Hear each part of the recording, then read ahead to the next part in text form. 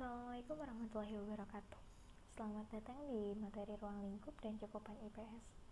Saya Mariana Lita Putri sebagai moderator dan pemateri akan menjelaskan apa itu ruang lingkup dan cakupan IPS. Sebelumnya, di materi kali ini terdapat dua subbab, yaitu menganalisis ruang lingkup dan cakupan IPS serta menjelaskan karakteristik konsep, geografi, sejarah, ekonomi, antropologi, politik dan pemerintahan, dan psikologi sosial. Nah, mari kita mulai membahas materi ini dimulai dari subbab pertama, yaitu menganalisis ruang lingkup dan cakupan IPS yang akan dipresentasikan oleh saya sendiri.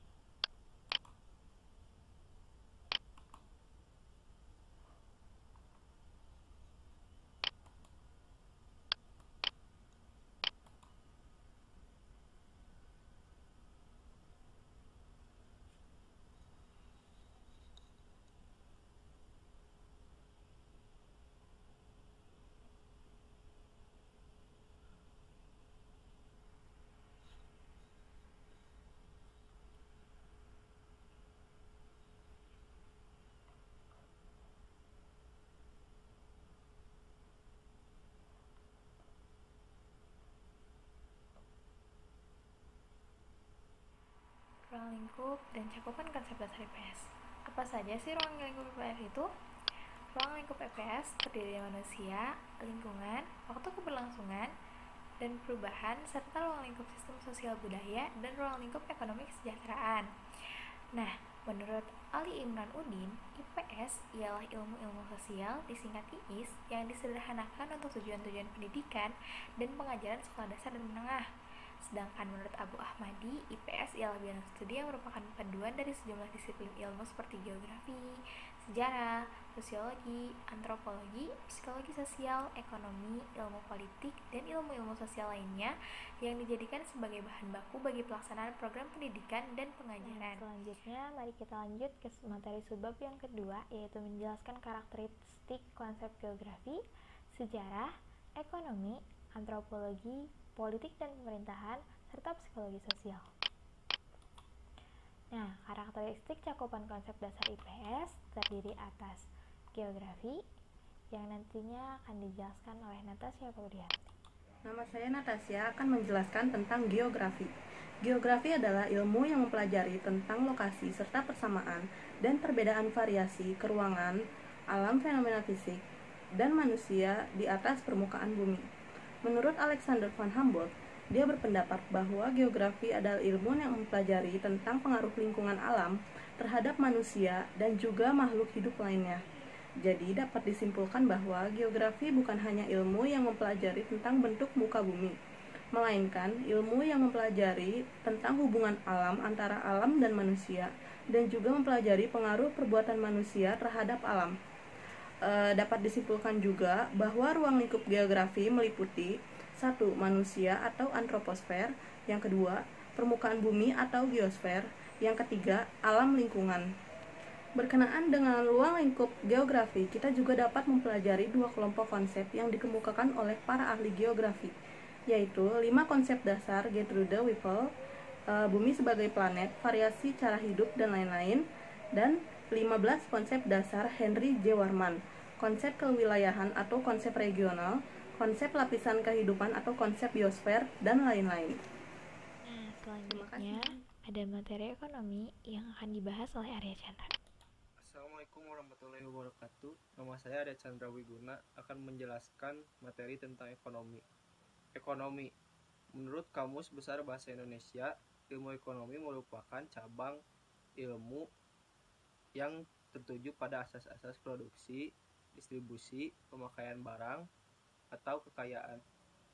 Kekayaan yang dimaksud adalah termasuk uang, perdagangan atau segala perindustrian, juga hal-hal yang berkaitan dengan pemanfaatan uang, tenaga, waktu, dan sebagainya. Menurut Adam Smith, ilmu ekonomi merupakan ilmu sistematis yang mempelajari tingkah laku manusia dalam usahanya untuk mengalokasikan sumber daya yang terbatas untuk mencapai tujuan tertentu. Sedangkan menurut L. E. Emmons 1982, ekonomi adalah suatu studi tentang cara bagaimana manusia mengorganisasikan sumber daya alam, kemampuan budaya, dan tenaga kerja menopang dan meningkatkan kesejahteraan materialnya.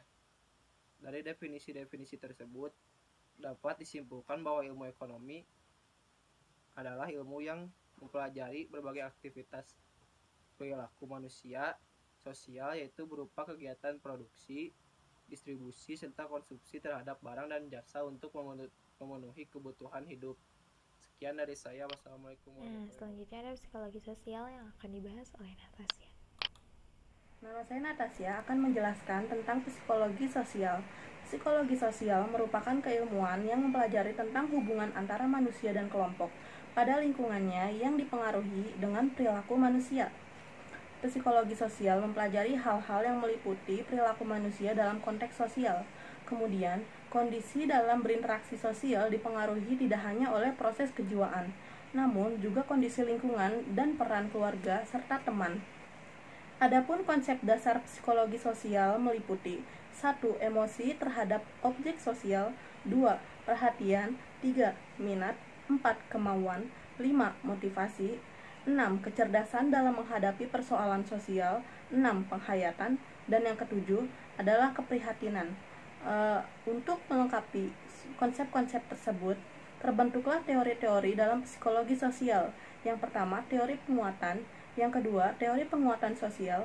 Yang ketiga, teori orientasi lapangan. Yang keempat, teori peran.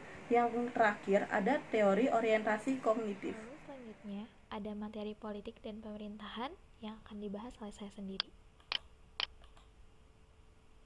Halo, saya Meliana Laita Putri akan menjelaskan tentang ilmu politik dan pemerintahan. Apa itu ilmu politik? Ilmu politik adalah ilmu yang mempelajari tentang kewarganegaraan. Menurut Miriam Budiarjo, menyatakan bahwa politik adalah bermacam-macam kegiatan dalam suatu sistem politik atau negara yang menyangkut proses menentukan tujuan-tujuan dari sistem tersebut dan melaksanakan tujuan-tujuan tersebut. Nah, menurut Mildred Paulthorne, bahwa ilmu politik adalah teori kiat dan praktik pemerintah. Sedangkan menurut Bond, ilmu politik adalah proses dilaksanakannya kekuasaan mencapai tujuan-tujuan tertentu. Nah, sedangkan arti ilmu politik menurut Osip Kaplein dalam buku Fundamental of Political Science bahwa ilmu politik adalah ilmu sosial yang khusus mempelajari sifat dan tujuan dari negara. Sejauh negara merupakan organisasi kekuasaan beserta sifat dan tujuan dari gejala-gejala kekuasaan yang mempengaruhi negara. Nah, dari beberapa definisi ilmu politik tersebut dapat kita simpulkan ya bahwa ilmu politik itu memiliki beberapa konsep. Salah satunya adalah kekuasaan negara, undang-undang yang menjalankan negara dan mengatur negara, kabinet yang mengawasi dan menjalankan undang-undang. Yang kelima adalah kepemimpinan. Yang keenam adalah demokrasi di negara tersebut. Yang ketujuh adalah wilayah. Nah, sisanya bisa kita lihat sendiri berdasarkan pengamatan kita masing-masing. Nah, konsep-konsep ini sebenarnya dibuat untuk mempermudah kita untuk mempelajari ilmu politik dan pemerintahan. Khususnya sebagai warga negara yang baik, kita harus membantu Indonesia untuk bersih dari korupsi, kolusi, dan nevolusi. Sekian dari saya. Terima kasih. Materi selanjutnya adalah sosiologi yang akan dijelaskan oleh Mila Lisnadiani Iswanda. Saya akan memaparkan tentang konsep dasar sosiologi. Secara umum, sosiologi adalah salah satu cabang ilmu yang berkaitan dengan interaksi kehidupan sosial di masyarakat. Beberapa ilmuwan berpendapat bahwa sosiologi adalah ilmu yang mempelajari fakta sosial dan juga ilmu yang mempelajari hubungan manusia dengan manusia lainnya. Dari definisi tersebut, dapat disimpulkan bahwa konsep dasar sosiologi berhubungan dengan interaksi sosial, sosialisasi, kelompok sosial, perubahan sosial, proses sosial, dan mobilisasi sosial. Selain itu, dikatakan bahwa sosiologi juga merupakan ilmu pengetahuan karena sosiologi memiliki karakteristik sebagai berikut.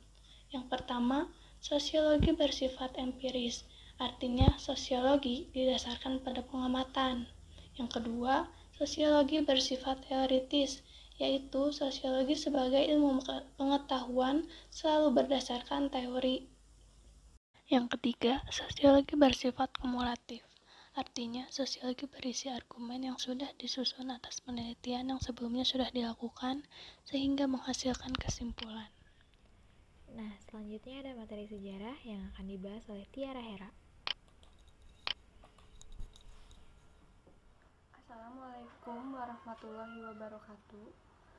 Perkenalkan, nama saya Tiara Hera dari kelompok 1, akan menjelaskan sejarah dalam IPS. Sejarah adalah riwayat tentang masa lampau atau sesuatu bidang yang menyelidiki dan menuturkan riwayat itu sesuai dengan metode terpercaya. Dan menurut Depdiknas, memberikan pengertian bahwa sejarah sebagai mata pelajaran yang menanamkan pengetahuan dan nilai-nilai mengenai proses perubahan dan perkembangan masyarakat Indonesia dan dunia dari masa lampau hingga kini. Menurut Sartono Kartodirjo, mengonsepkan sejarah sebagai berbentuk pengambaan pengalaman kolektif pada masa lampau. Para ahli sepakat membagi peranan dan kedudukan sejarah yang terbagi atas 3 hal, yaitu sejarah sebagai peristiwa, yang kedua sejarah sebagai ilmu, dan yang ketiga sejarah sebagai cerita. Selain itu, sebagai ilmu sosial, sejarah juga mempunyai konsep-konsep dasar sebagai ilmu sosial, yaitu 1. Waktu. Waktu merupakan konsep esensial dalam sejarah. Menurut Stomka, terdapat 6 fungsi waktu, yaitu. Nah, jangan kemana-mana nih, karena selanjutnya dia juga akan membahas tentang antropologi. Assalamualaikum warahmatullahi wabarakatuh. Saya akan kembali menjelaskan antropologi. Antropologi adalah ilmu kemanusiaan yang mempelajari manusia dalam berbagai aspek, mulai dari biologi hingga ciri-ciri masyarakat dan budaya yang secara tegas membedakan manusia dari spesies hewan lain. Objek antropologi adalah manusia dalam kedudukannya sebagai individu, masyarakat, suku bangsa, budaya, dan perilakunya. Maka dari itu, konsep-konsep antropologi adalah sebagai berikut: kebudayaan, tradisi, pengetahuan, ilmu, teknologi, norma, lembaga, seni, bahasa, dan lambang. Sekian penjelasan dari saya dan akan dilanjutkan oleh teman saya.